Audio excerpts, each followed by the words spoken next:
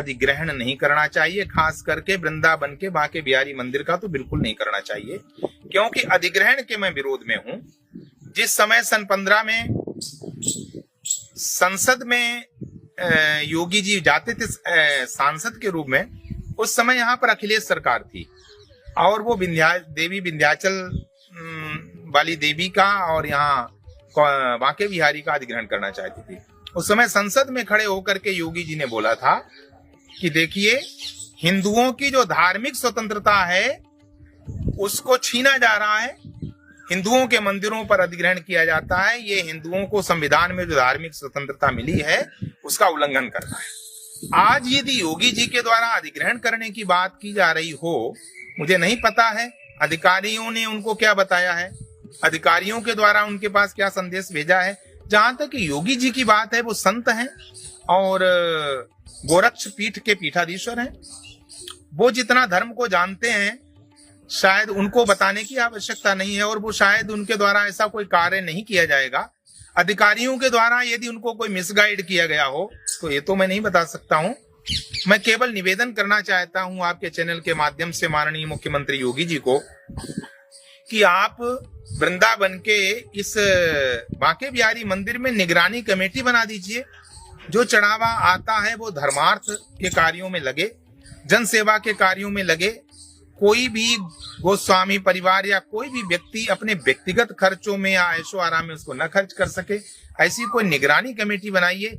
अधिग्रहण यदि आप करना चाहते हैं तो मैं योगी सरकार से ये निवेदन करता हूं, तो फिर पहले आप मुस्लिम समाज की बड़ी बड़ी दरगाहों का अधिग्रहण करिए, बड़ी बड़ी मस्जिदों का अधिग्रहण करिए।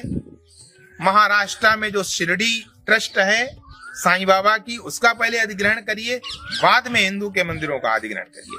केवल हिंदुओं के मंदिरों का अधिग्रहण करना ये हिंदुओं के साथ पक्षपात है और हिंदुओं की संविधान के द्वारा प्रदत्त धार्मिक स्वतंत्रता का अपहरण करना है चीरहरण की तरह, और ये बिल्कुल बर्दाश्त नहीं है हम किसी सनातनी हिंदुओं को, किसी भी संत समुदाय को। ये बड़ा अलग तरीके का संयोग है कि हमारे प्रदेश का मुखिया एक संत है जिसको पता है कि धार्मिक सत्ता जो है राजनीतिक सत्ता से हमेशा ऊपर रही है, यानी धर्म नीति राजनीति को एक रास्ता दिखाती है।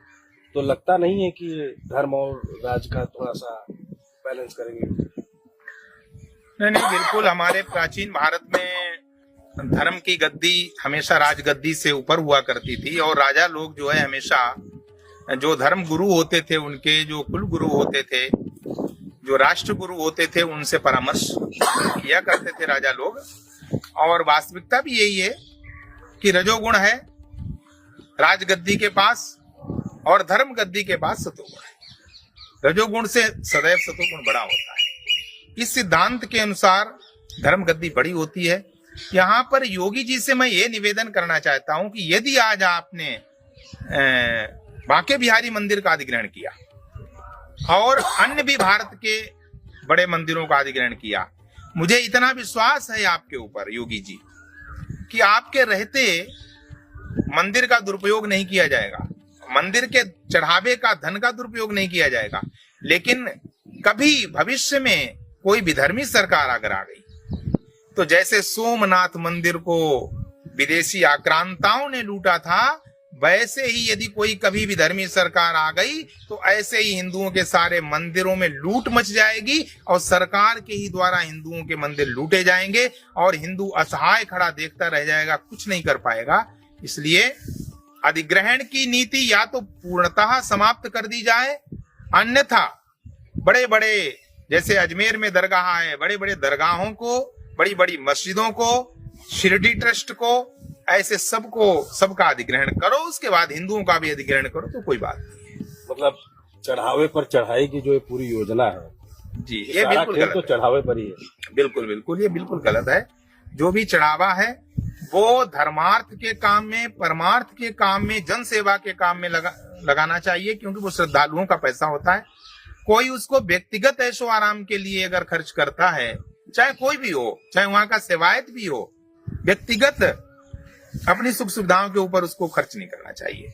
धर्मार्थ उसका खर्च होना चाहिए। ये बड़ी बात है। मुझे लगता है कि यमुना जी के तीरे खड़े होकर के जो आज हम लोग संवाद कर रहे हैं, या महामंडलेश्वर जी की मुखार बिंदु से, या यूं कहें जो संत वचन है, यह एक संवाद जरूर स्थापित करेंगे।